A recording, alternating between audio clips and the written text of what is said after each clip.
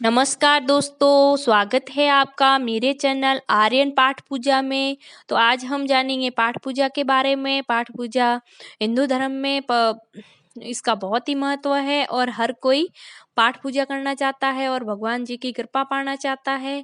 घर में सुख संपत्ति और शांति चाहता है, इसलिए हर कोई पाठ पूजा करता है।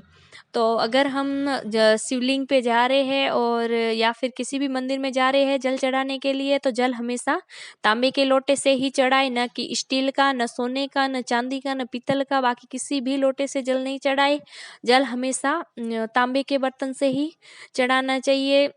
और अगर आप दूध चढ़ा रहे हो तो दूध कभी भी तांबे के लोटे से नहीं चढ़ाए, तो क्योंकि उसमें वो दूध तांबे के लोटे में जहर बन जाता है, इसलिए दूध तांबे के बर्तन में नहीं चढ़ाए। वो स्टील के बर्तन में आज चढ़ा सकते हो, परंतु जल हमेशा तांबे के ही बर्तन में चढ़ाए, वो बहुत अच्छा रहता है और शुभ फल देता है। और अगर हम किसी नदी में नहा रहे हैं और तीर्थ पर गए और नदी में नहा रहे हैं, तो उसमें सिर्फ एक डुबकी लगानी चाहिए। एक डुबकी लगा करके उस नदी के अंदर के पत्थर कंकड़ ले ले छोटे छोटे, या फिर उस नदी की मिट्टी ले ले और उस मिट्टी को ले जाके उस नदी के तट पर एक स्वास्तिक बना दे। और उस स्वास्तिक की के ऊपर थोड़े से चावल, और अगर आपके पास वो रोली चंदन या कुछ भी हल्दी वगैरह हो तो वो थोड़ी सी चढ़ा दे, और एक घी का दीपक जला ले। तो वो आपको उसमें नदी में नहाने का, तीर्थ में नहाने का पूर्ण फल देता है। इसलिए ऐसा आप जरूर करें और डुबकी एक बार ही लगाए, न कि उस अपने घर वालों के लिए साथ में लगाए। वो गलती आप कभी नहीं करें, सिर्फ एक डुबकी लगानी चाहिए। और हिंदू धर्म में तुलसी के पौधे की बहुत ज्यादा मान्यता है, इसलिए हर घर में एक तुलसी का पौधा लगाना चाहिए। और एक गमले में एक तुलसी का पौधा लगा ले और उसकी विधिवत से पूजा करे। हर सुहागिन महिला को सुबह जल्दी 5 बजे ही उठ जाना चाहिए और नहा धो के ब्रह्म मुहूर्त में उठ के नहा लेना चाहिए, और उसके बाद ही और रसोई में प्रवेश करना चाहिए। और तुलसी माता की सुबह सुबह जल चढ़ा दे और थोड़ा कुमकुम और चावल भी चढ़ा दे। और फिर उनका शाम के टाइम तुलसी माता के दीपक जरूर जलाए, और एक दीपक अपने घर में लक्ष्मी माता और गणेश जी का चढ़ाए, जिससे घर में बरकत बनी रहती है और सुख संपत्ति आती है। हर महिला को अगर संभव हो सके तो हर सुहागिन महिला को सुबह जल्दी उठ के ब्रह्म मुहूर्त में स्नान कर लेना चाहिए और निवृत्त हो जाना चाहिए सुबह ही। और फिर उसको मंदिर जाके पूजा पाठ करनी चाहिए। और अगर मंदिर जाना संभव ना हो तो अपने घर में ही पूजा पाठ कर ले और भगवान का ध्यान कर ले, जिसमें घर में सुख संपत्ति बनी रहती है और शांति बनी रहती है और धन संबंधी बाधाएं दूर हो जाती है और घर में लक्ष्मी का वास हो जाता है। और सुबह उठते ही नहा धो के फिर पूरे घर का झाड़ू निकाल देना चाहिए और अपने घर के दरवाजे खोल देने चाहिए, जिससे कि सूरज की पहली किरण अपने घर के अंदर आए। और पर्दे खिड़कियां खोल ले, जिससे कि अपने सूरज की किरणें सबसे पहले अपने घर के अंदर पड़े, जिससे अपना घर रोशन रहता है और सुख संपत्ति आती है और घर के लोगों के बीच सामंजस्य रहता है, प्रेम संबंध बना रहता है और सब सुख शांति से रहते हैं। इसलिए ये कार्य हर सुहागिन स्त्री को करना चाहिए। और स्त्री को घर की लक्ष्मी माना गया है, इसलिए स्त्री को पूजा पाठ जरूर करनी चाहिए और सुबह उठते घर का झाड़ू जरूर निकाले।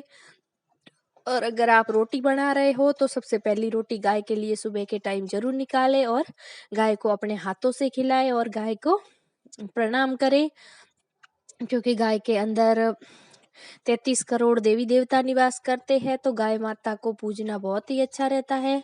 तो गौ पूजा जरूर करें और उनको फल हो तो फल खिलाए, अगर गुड़ है तो गुड़ खिलाए, नहीं तो आप जो सुबह रोटी बनाती है उस पे थोड़ा सा घी लगा लो और गाय माता को जरूर दे दो।